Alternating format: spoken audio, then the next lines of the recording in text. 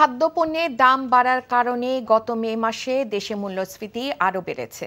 মাসটিতে মূল্যস্ফীতি হয়েছে ৯.৮৯%। সোমবার বাংলাদেশ পরিসংখ্যান ব্যুরো বিবিএস এ তথ্য জানিয়েছে। এর আগের মাস এপ্রিলে দেশে মূল্যস্ফীতি হয়েছিল ৯.৭৪%। বিবিএস এ তথ্য বলছে, মে মাসে দেশে খাদ্যপণ্যের মূল্যস্ফীতি ৫৪ বেসিস পয়েন্ট বেড়ে ১০.২২% থেকে ১০.৭৬% হয়েছে। আর খাদ্য বহির্ভূত মূল্যস্ফীতি ৯.১৯% দাঁড়িয়েছে। চলতি অর্থবছরে মূল্যস্ফীতি ৬% মধ্যে রাখার লক্ষ্যমাত্রা ছিল সরকারের।